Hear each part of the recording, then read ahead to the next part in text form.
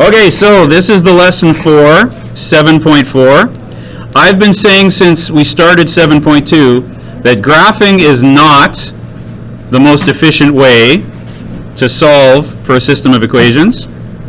We're going to learn how to do it algebraically now. So, the first method is called the substitution method. And the substitution method works like this.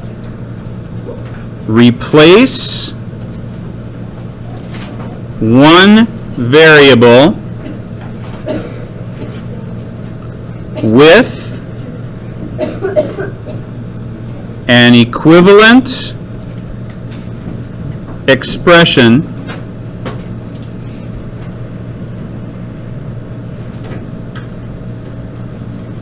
in the other variable.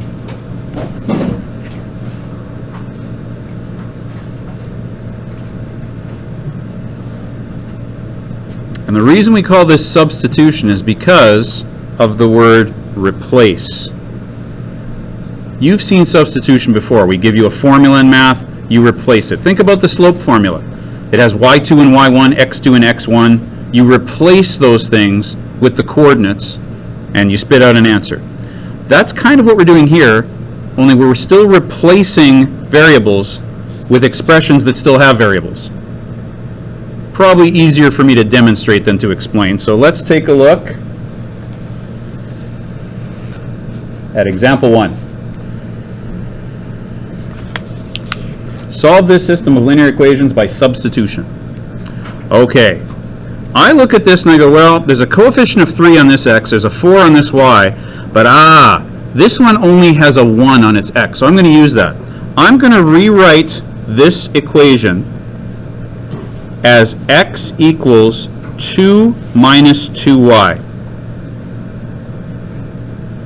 Everybody see what happened there? I just minus 2y from both sides of that equation. If you like, I can even show that, but this isn't grade 8. You don't have to show me that step. Okay? So far, so good? Now, here's the substitute part. I am going to take this expression here, and I'm going to substitute it into this equation. 3x plus 4y equals negative 4. So this x is going to get replaced by the thing that I know x is. X is 2 minus 2y. So I can replace this x with 2 minus 2y.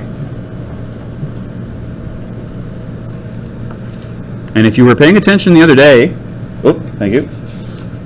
Thank you. If you're paying attention the other day, this look familiar? Yeah. That's the equation I gave you to try to solve and warm up. Remember that? So, were you able to do it then? Okay, here we go. 3 times 2 is 6. 3 times negative 2y is negative 6y plus 4y equals negative 4. All right, how do I solve this thing? Well, I need all of the y's collected in one place. So I'm going to minus 4y from both sides. Negative 6y minus 4y is negative 10y. Okay. Oh, wait a minute, sorry. My bad. They're already on the same side. Sorry, I'm not paying attention to what I'm doing. Negative 6y plus 4y is negative 2y. That's better. Equals negative 4. And now I can go, all right, I'm going to collect my constants. So I'm going to minus 6 from both sides of the equation, giving me negative 10. Then I'm going to divide both sides of the equation by negative 2. And there, I know what the y number is. But keep in mind, I got to know what the x number is as well. So sub again, double substitution. X is equal to 2 minus 2y, and I just figured out that y is 5. So 2 minus 2 times 5 is 2 minus 10, which is negative 8. So I think that the solution is x is negative 8, y is 5. That's my solution. Like all good algebra, I should never really need an answer key. I should be able to verify it. Now, I use this equation to kind of substitute into the other one. Let's see if this answer works in the first equation. The first equation says 3 times x plus 4 times y equals negative 4. I'm off the screen a little bit. There we go. Sorry about that. The first equation says 3 times x plus 4 times y is negative 4. So 3 times negative 8 plus 4 times 5 equals negative 4. Is that a true statement? Yep. Negative 24 plus 20 equals negative 4. Negative 4 does in fact equal negative 4. Yep. We are solved.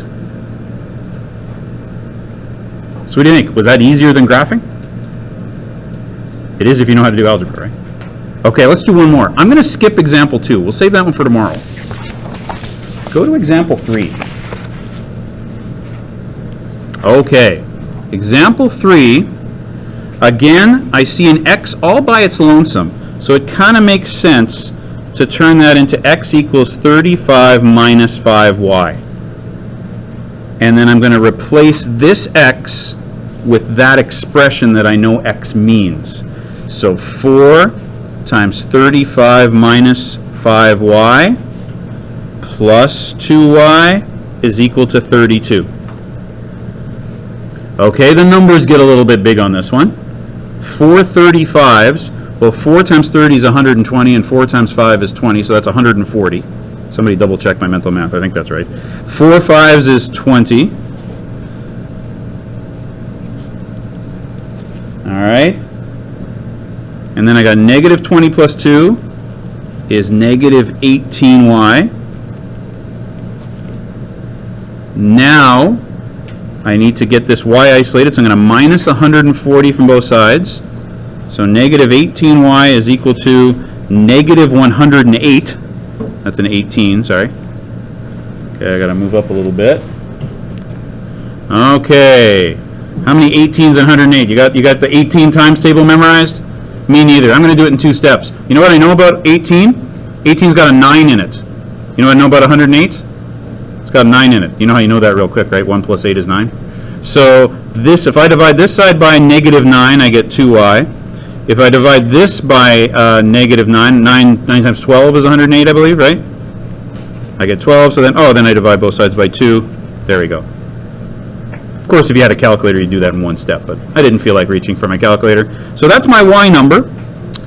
Again, substitute back into here, and x would equal, substitute back up into here, x will equal 35 minus 5 times y, but I just figured out that y is 6.